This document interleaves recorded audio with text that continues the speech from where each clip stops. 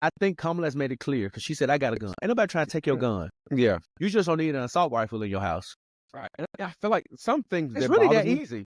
yeah, something that bothers me though, I feel like some things are, it's every election, it's the same talking It's points, the same talking but point. it's never going to change. You know what I'm saying? Like gun control is never going to be a thing in the U.S. It's never going to be a thing. It's always a fight, right?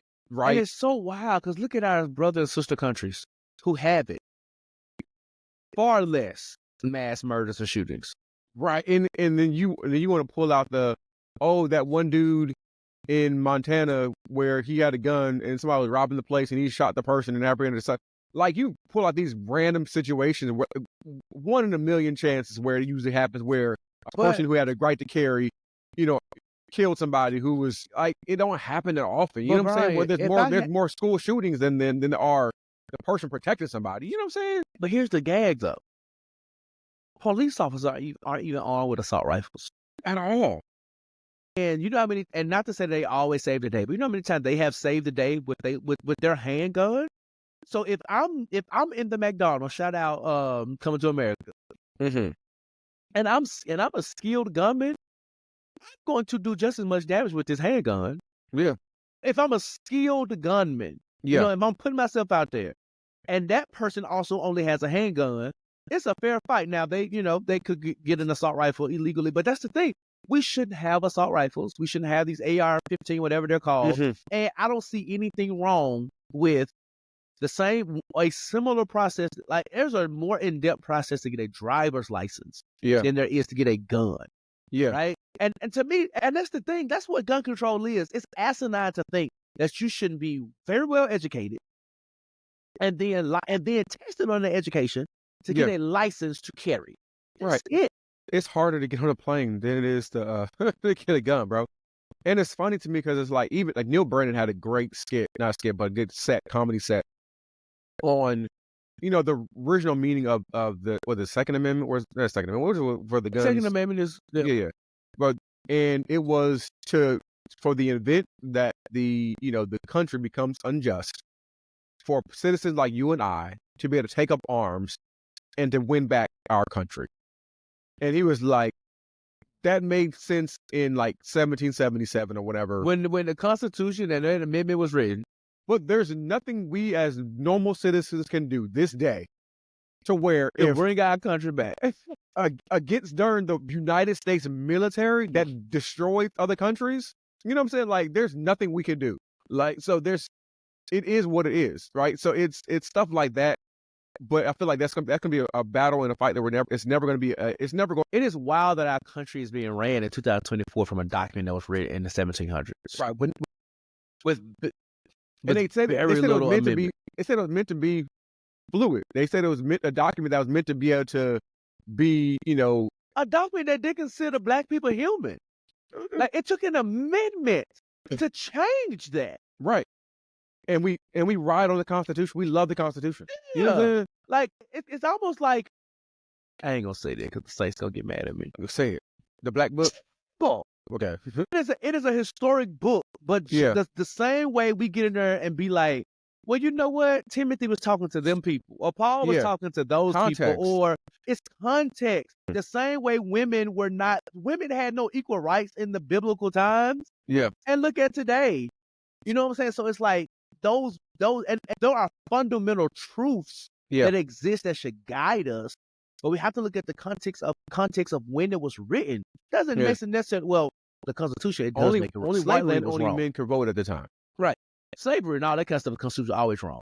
But in terms of biblical principles, I'm not going to say, all this was wrong. But in the context of how they lived, right, in terms of like, don't eat pork, don't do this, don't do that, like, right, that was their Levitical law. Yeah. The Levitical law, which also spoke to a particular time and region. So people are also going to be honest, right? Yeah. And Christians and Jewish people, they lived according to that said law, right? Those are no longer the laws of the land today. At all. So the same thing, like, as time evolves, which is why we have amendments, there should be more than, how many amendments are there? I know there are only like 20-something. There should be more than 20-something amendments. At this point, we should be well into the 40s. Yeah. You know what I'm saying? Yeah. And not to change, again, the foundation of whatever, but it is to kind of, let me take that back. It is to change the foundation or whatever. Like, it's really to rethink. We got 27 amendments. Exactly. I knew we didn't hit the 30s yet. We should be well into the 30s and 40s at this point. Like, some stuff shouldn't be acts and like, no, there should be amendments to the straight up Constitution. I read that. Let's go back and change this. Yeah. Because here's the thing. The Supreme Court looks at the constitutionality of a thing. They don't go by like this act or this. Like, no, they go back to the Constitution and the 27 amendments that ratify said Constitution. And then they make decisions based on the constitutionality of what's being presented to them.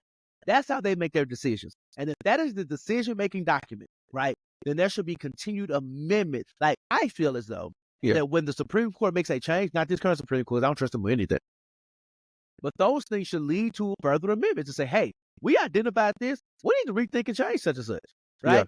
Yeah. And so going back to the thing of gun control, if we understand the Second Amendment to have been that, then there's a 28th Amendment that says we are no longer in fear or no longer believe that humans, these regular civilians, can overthrow our military. Therefore, you still have the right to bear arms with these conditions. Yeah. Yeah.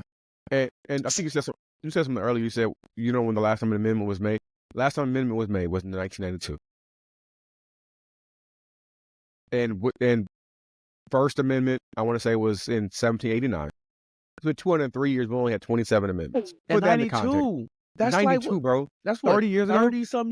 Over 32 years ago. 32 years ago. And that one was about Congress getting paid a certain amount.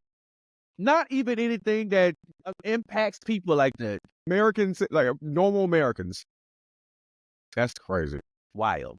Yeah. Okay.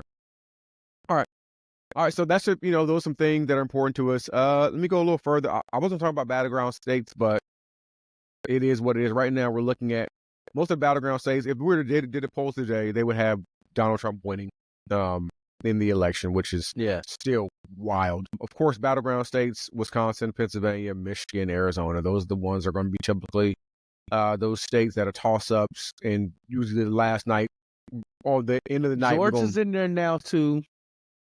The change of demographics in Texas kind of makes it an interesting one as well.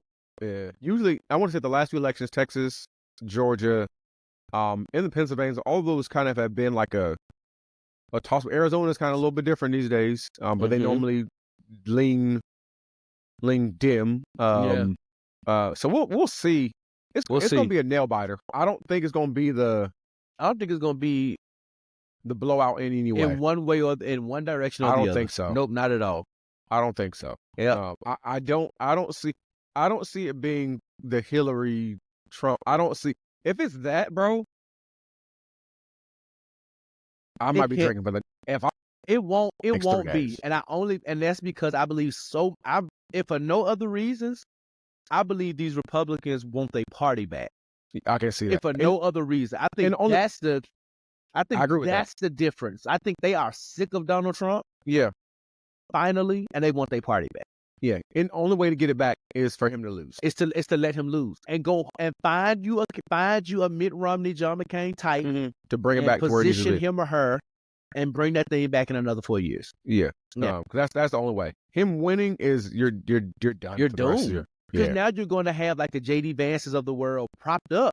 Like J.D. Vance is your next big candidate when Donald. You know what I'm saying? If Donald Trump wins after that term and he can't run anymore, then it'll be J.D. Vance will be your top candidate. Yeah. And based on the Republican National Convention, right, you're going to have some major competitors.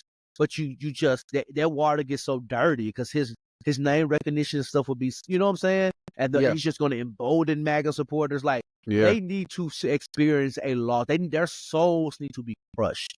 Yeah. Yeah. Like it needs to be a bad loss. Blackberry will be mashed. Yeah. It needs to be a blowout. It needs to be. I feel like for MAGA, if they just lose, it'll be soul crushing for them. I feel like it'll be so crazy, but I feel like they'll still ride on the. It was something happened. It wasn't a. You know what I'm saying? I feel like I lost twice though. You know what I'm saying? That's what I'm thinking. Like I agree with you, but there's something else about losing. Like your candidate lost twice. Yeah. And this time to a black woman. Yeah. Oh yeah. Oh yeah. Oh yeah. You know? Oh yeah. That would be male ego. Oh yeah. Oh yeah. And white women was ridiculously threatened then. Oh yeah. Oh yeah.